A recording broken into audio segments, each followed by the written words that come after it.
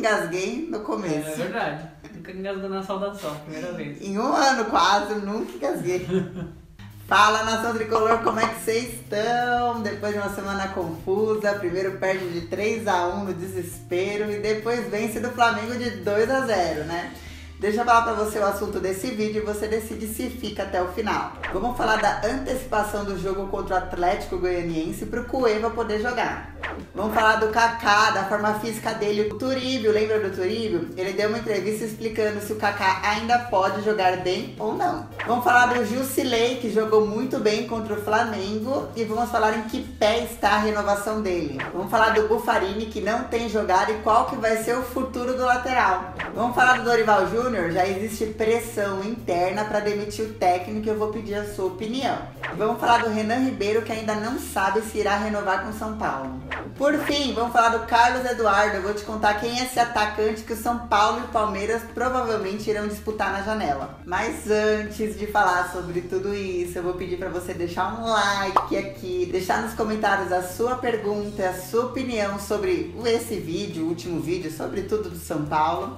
E vou pedir também, por favor, para você se inscrever nesse canal, para você ficar ligadinho das notícias em primeira mão, tá bom? Fica aí. Pessoal, Renan Ribeiro tá começando a perceber que provavelmente São Paulo não procure para renovar o contrato. E se isso realmente acontecer, a partir de dezembro o Renan já fica livre para assinar pré-contrato com qualquer time. O que aconteceu foi que alguns meses atrás o Renan e o São Paulo chegaram a conversar sobre essa renovação, só que ela empacou depois de algumas reuniões. Por que ela empacou? O Renan pediu um aumento salarial e que tivesse uma progressão nesse salário. Como que funciona? Anualmente, esse salário teria um certo reajuste. Porque o São Paulo fez em 2017 uma série de renovações contratuais, mais ou menos umas 6 ou 7.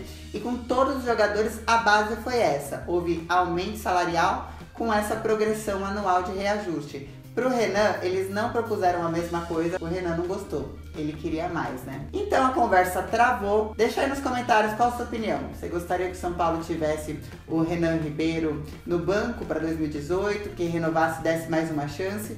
E, pessoal, vamos falar rapidinho do Buffarini e do momento dele no São Paulo. Vamos lembrar que o lateral direito, que já foi seleção argentina, não atua desde setembro contra a Ponte Preta. Perdeu muito espaço com o Dorival Júnior aqui no São Paulo. E uma partida que deixou isso muito claro foi contra o Atlético Paranaense. Por quê? O Militão, que estava improvisado lá na lateral, precisou ser substituído. E aí o Dorival, que tinha o Buffarini no banco, preferiu improvisar o Araruna na lateral direita do que colocar o Buffarini. Ficou bem clara a situação do Buffarini no São Paulo atualmente, certo? Então, também é outro jogador que segue indefinido para o ano que vem. Deixa aí nos comentários também o que você acha do Buffarini. Eu acho que eu não preciso opinar muito, porque uns vídeos atrás eu já falei bastante do Buffarini aqui no canal. Pessoal, lembra que a gente falou aqui no último vídeo que o Cueva ficaria 4 partidas desfalcando o São Paulo, porque a seleção peruana ficou lá nas eliminatórias da Copa do Mundo, na repescagem, e aí ele vai servir a seleção e desfalcaria o São Paulo por 4 rodadas. Pois bem, tem uma notícia boa aí que o São Paulo conseguiu adiantar a partida contra o Atlético Goianiense, ia ser no dia 6 de novembro, numa segunda-feira, e será no dia 4 de novembro, que é um sábado, no Pacaembu, São Paulo e Atlético Goianiense. Foi feito esse adiantamento exatamente para o Cueva poder atuar. Sendo assim, ele só desfalcará o São Paulo por 3 rodadas, que será contra o Vasco da Gama, contra o Grêmio e a Chapecoense. Também são 3 pedradas, né? Mas é aquela coisa, se jogar que nem jogou contra o Flamengo, vai bem. Se jogar que nem jogou contra o Fluminense, lascou, né? Galera, vamos falar agora do Jusilei, da renovação e de toda a situação que eu preciso comentar do Jusilei, que vem numa temporada assim praticamente perfeita, conquistou a torcida, conquistou a confiança de todos os treinadores. E aí ele entrou em umas rodadas estranhas ali contra a Ponte Preta, chegou a ser expulso e aí ele foi afastado, tomou um banco e ficou até uma revolta da torcida uma época com ele, achavam que no meio dessa crise, será que a culpa era dele, será que ele tinha responsabilidade, enfim. E daí ele ganhou a oportunidade no Flamengo, jogou na posição dele, o Hernandes jogou na posição dele e foi um baita jogaço. Vai entender essa situação do Jusilei que de repente, do nada, ficou afastado. No meio dessa boa fase, má fase do Jusilei, temos que lembrar que lá atrás o Vinícius Pinotti disse que ele era prioridade para 2018, que não ia medir esforços para tentar renovar com o jogador. Beleza, hashtag fica Jusilei. Aí veio o Leco no pré-clássico contra o Corinthians e me dá uma entrevista maravilhosa. Mentira! E diz que dificilmente o São Paulo irá ficar com o Jusilei.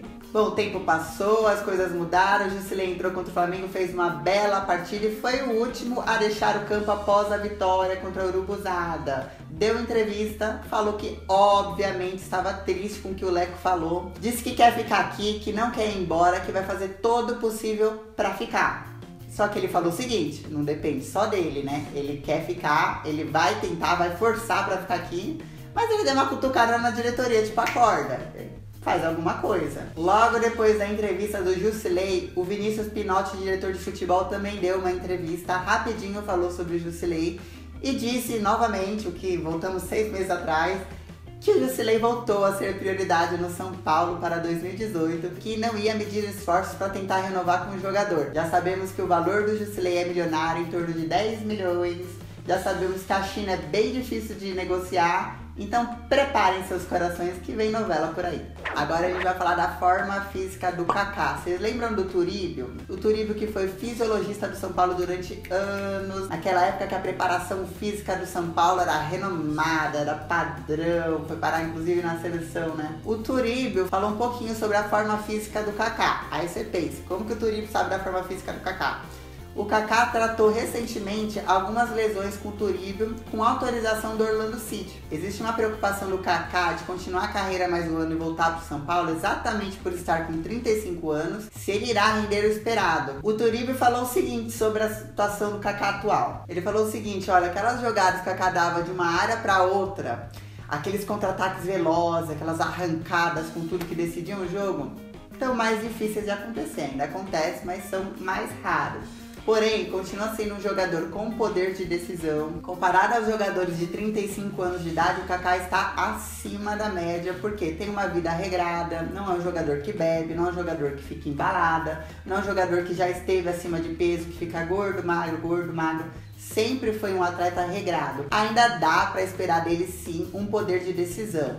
Porém, não é um jogador que vai entrar em todos os jogos e jogar 90 minutos.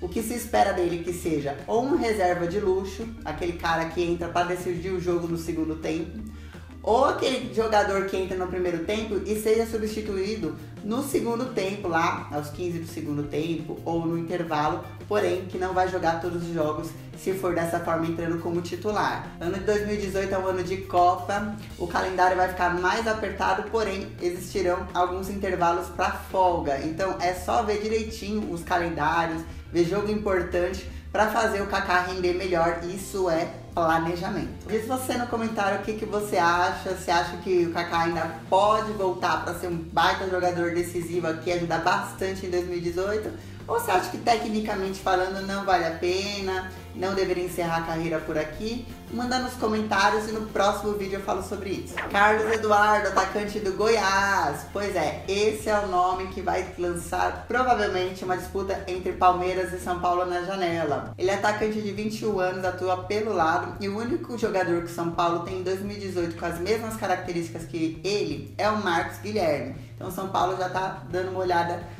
no mercado por aí, embora o planejamento para 2018 esteja atrasado. Por enquanto, o São Paulo só fez consulta por telefone com o Goiás sobre o jogador para perguntar quais que eram os valores de multa para tentar contratar. Lembrando que o Goiás detém 100% dos direitos econômicos dele, São Paulo deu uma sondada. Já o Palmeiras já foi mais longe e mandou representantes para conversar com o empresário do jogador lá em Goiás.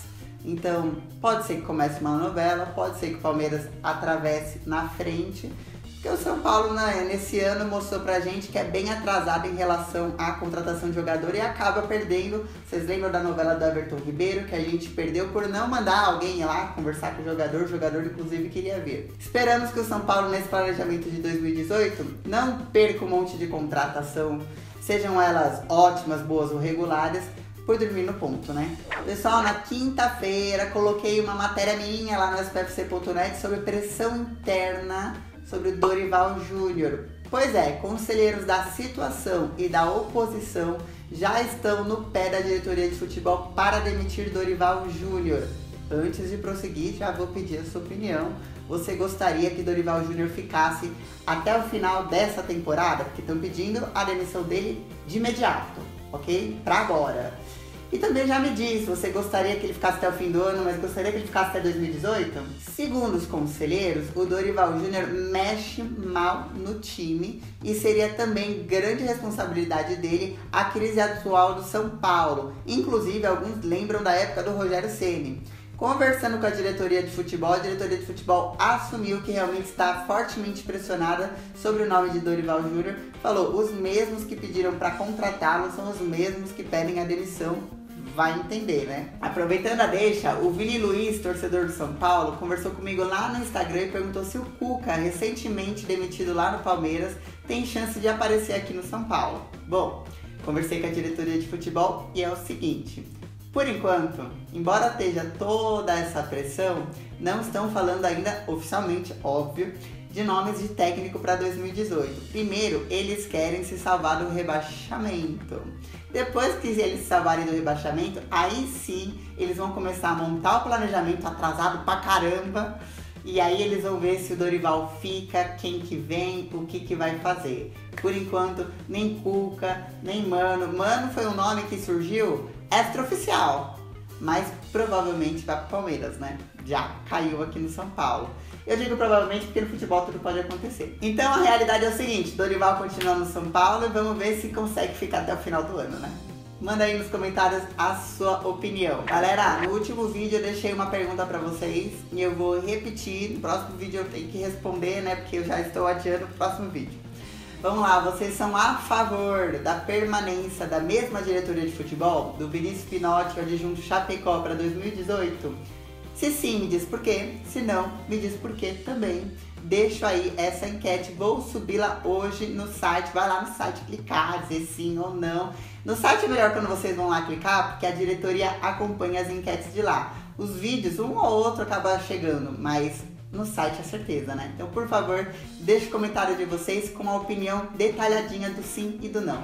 Beleza? Então vamos encerrar, lembrando que tem clássico sábado no Pacaembu, São Paulo e Santos. Você está convidadíssimo a comprar o seu ingresso, por favor, é clássico, a gente precisa desses 3 pontos. Então vamos lá apoiar no Pacaembu, beleza? Beijo pra todo mundo, até o final da semana, deixa aí nos comentários as suas perguntas que eu vou respondê-las no próximo vídeo.